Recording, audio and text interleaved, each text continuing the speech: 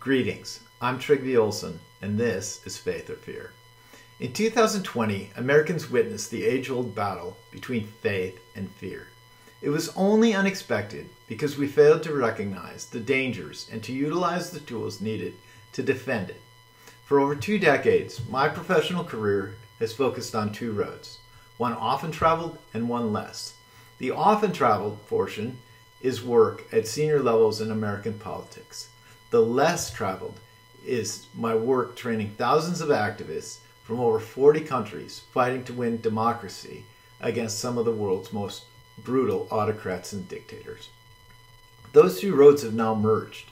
Faith or fear is the lessons I learned along the way that Americans can utilize to help defend our democracy from the forces of fear in each other, which are threatening the faith in each other necessary for our democracy to survive and flourish. To truly understand what is occurring, it's critical to not only recognize, but also quantify what the events, political discourse, and the actions of political leaders that we are witnessing mean in the context of our democracy. In this lesson, I'll explain to you what I refer to as democracy's bell curve. When I think about our democracy, I try and use a bell curve. At the top are the common, the most likely and often seen. As you move up towards the tail, you have events and occurrences which are increasingly rare. At the ends reside the unexpected events, the outliers, or potentially signs the previous normal is changing. We refer to those as white swans, since the vast majority of swans we see are white. Those out on the tails are black swans, the unexpected you witness, which change your perspective of what swans might be. Democracies are foundationally built around consensus. Who governs has been and always will be a zero-sum proposition. If you think about it, you either hold power or you don't. Our founding fathers took the zero sum of governing and wrapped it in the win-win system of our democracy. Thus, normal within any democracy is ultimately about consensus. In our American democracy, we obviously have a 2-party system. Other nations where I've worked have multi-party systems. They're no more or less democratic than ours.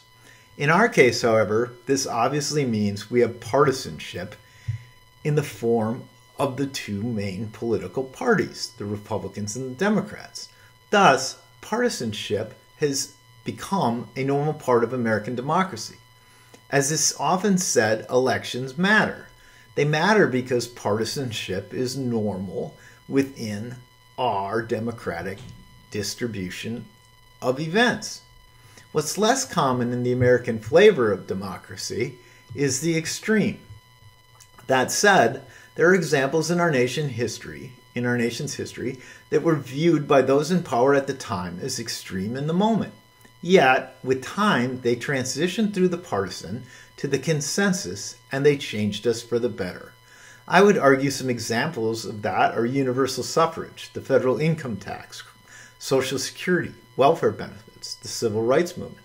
As a conservative, I would say there are elements of the Reagan Revolution and marriage equality, all of which were extreme at some point, all of which changed us for the better. And it's also true for small minorities, they're still thought of as extremist. Of course, on the opposite side of these issues, the grievances they stood to correct were the basis, and sometimes still are, of unhealthy extremism. And that can lead to the next level, which is the radical. We've had times where groups and politicians have flirted with this line. Think Harry Long, Joe McCarthy, or others who called into question and advocated for less democratic rule. Typically, though, in our democracy, those figures who advance radical agendas become marginalized within the system. Finally, the final type of events is those which are violent from within.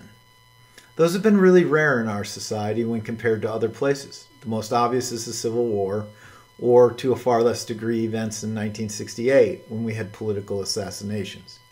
It's critical to realize that all events in our democracy and nation fall into this bell curve. We must also realize the norm of the bell curve is not assured.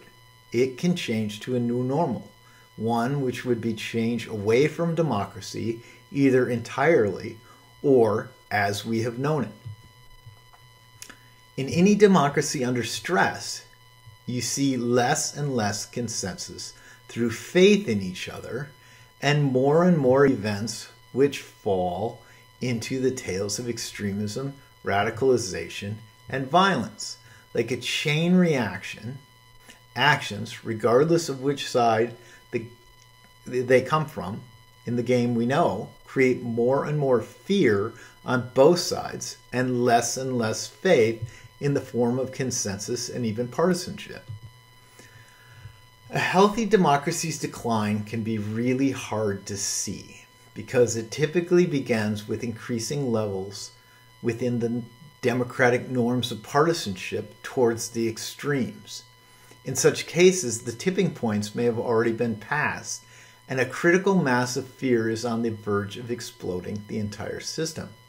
Typically, the extremist and radical are dismissed as small minority events, but they are becoming more and more part of the norm.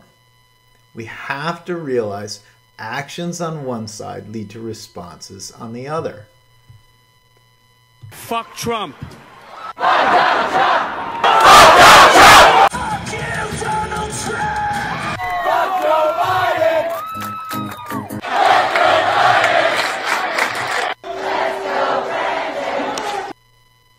Obviously, this is not normal. These are occurrences that, if you were to place them on our bell curve, would fall in the extreme or even the radical. It isn't something that you see as often in functioning democracies in places like Germany, Canada, or Japan, for example. It's critical to realize extremist actions on one side ripple through to cause extremism and radicalization to grow in response on the other. One side's action normalizes those actions for both. This is our reality in a nation not only divided politically, but also between those many Americans who view the other side as extremist enemies. It becomes the norm and the rationale. When a cycle of extremism and radicalization takes hold, it becomes extremely hard to reclaim the faith in each other necessary for a democracy to work. Rather, it becomes a race between zero-sum warring sides to take control before the other side gains power at their expense. So how do we utilize the bell curve to help defend our democracy? It starts with the seven rules for confronting autocrats. I originally wrote these, and it was 10 rules for those fighting for democracy around the world. These are those 7 rules as it relates to the United States. The first is we have to play the game we're in. The second, we have to speak truth to power. The third is you can't arm the extremists. The fourth is the past and the future are illiberal kryptonite. Illiberal actors struggle with answering for their actions in the past, and they don't want to talk about the future. The fifth is you have to practice zero-sum judo. You have to take their strengths and use them against them. The sixth is the Stalin rule, which means that no matter who is on the other side in the normal game, even if you share nothing in common with each other, how much you loathe each other, if they're on your side on Team Democracy, you stand and fight with them against the autocratic forces. And the last is we must wake up every day and figure out how we can confront, expose, and destabilize those on the illiberal side. So what does the lessons mean in terms of the bell curve? Well, first, when you see events happening, you have to ask yourself, always ask yourself, where do they fit into the norm? The 1/6 Commission, obviously, you have bipartisanship to some degree. You also have some extremism and partisanship around it on the McCarthy side. That would be an example of consensus. Joe Biden signing the recent legislation. Again, consensus or maybe partisan, since it passed mostly on partisan lines. Vaccine mandates, probably extremist. Certainly parts of it have been extremist. Violent people showing up with guns at state capitals, like we saw in Michigan, radical. Rule number one is play the game you're in. And in playing the game you're in, you have to always ask, where do events fit in our bell curve? Next, rule 3, don't arm the extremists. Hold your own side accountable. When we see things on the Republican side, if you're on Team Democracy and you see someone like Ted Cruz standing next to somebody, Ted Cruz knows what Let's Grow Brandon means, you need to call it out. If you're on the left, however, I'm going to say one thing. You have to be willing Trump. to call out things like this. Let's Go Brandon is a response to the normalizing of what we saw by the other side in the Trump era. And we can sit around and argue who's ultimately responsible. But ultimately, what we're responsible for is our own side. And not arming the extremists is less about calling out those who you disagree with in a normal democratic sense, and much more about calling out those on your side who are not doing things that they should be, that are providing ammunition for the autocratic forces and the illiberal forces on the other side. The last is an application of the Stalin rule. Realize allies fall in the norm, not the partisan side. When you see extremism and radicalization within your party or on the other side, you have to realize your allies are those on both sides who fall in the partisan. Democrats and Republicans are not the fight that's going on. It's between people who are extremists in a zero-sum game against those who want to see democracy and a win-win game. Understanding where events fall within democracy's bell curve is key to confronting what our nation is facing in this moment: a democracy under stress.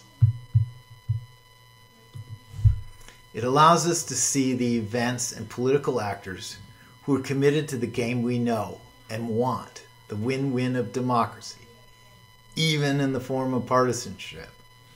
But it also provides us with tools we can use to assess what events, discourse, and even those holding office mean in the game we are forced to play, the zero sum of confronting illiberalism. Thank you for taking the time to watch. I hope you share this video with others, follow me on Twitter, potentially retweet it out.